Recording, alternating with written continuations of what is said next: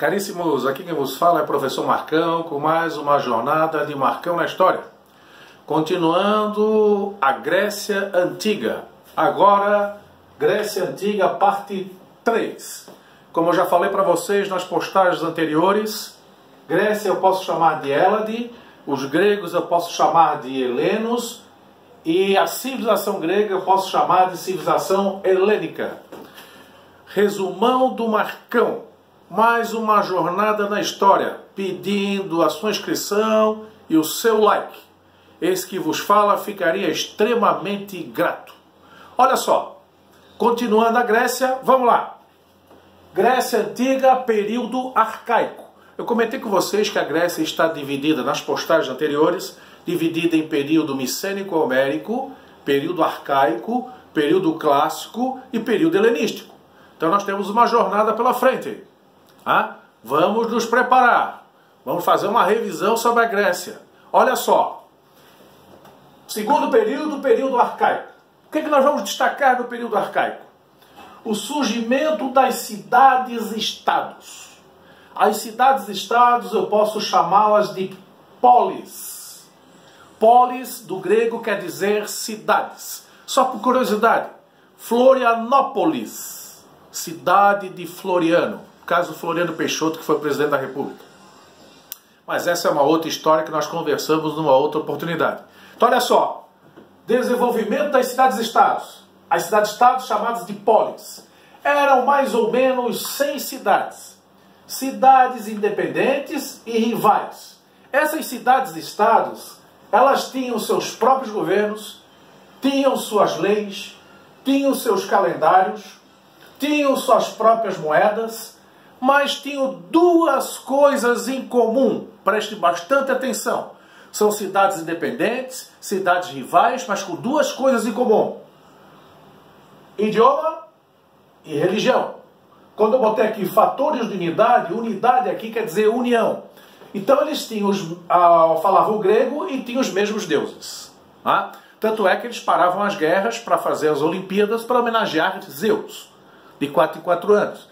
Por que paravam as guerras? Porque, na verdade, tinham os mesmos deuses. E a homenagem a Zeus, que era o principal deus. Então, olha só. Fatores de unidade, idioma e religião. Principais cidades da Grécia. Atenas e Esparta.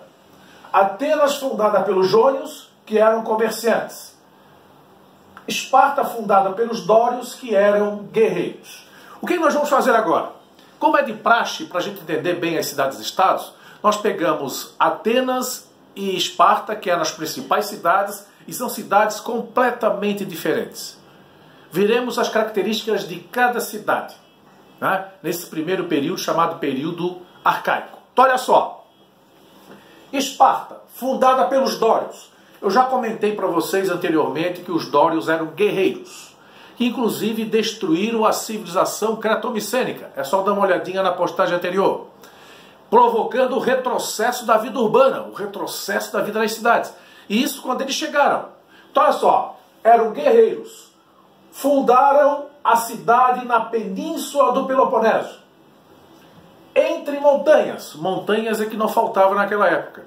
Eles construíram a cidade no vale entre as montanhas, porque essas montanhas seriam, na verdade, uma fortaleza natural. Porque essa cidade prezava o isolamento, se mantendo isolados.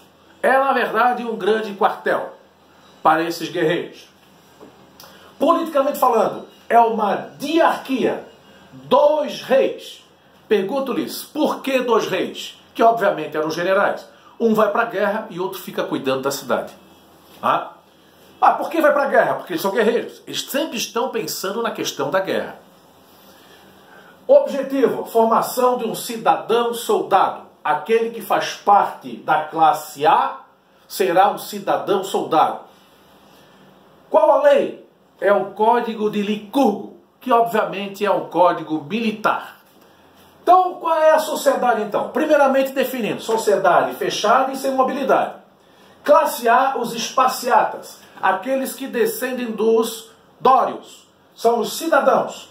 Têm plenos direitos políticos e sociais. São soldados. Porque, na verdade, a cidade de Esparta é um quartel. Periecos, homens livres, comerciantes e artesãos, que foram viver em Esparta. Esses caras realizavam o comércio e o artesanato, tarefa desprezada pelos esparciatas, porque eles eram guerreiros, eles não faziam outra coisa. Ah?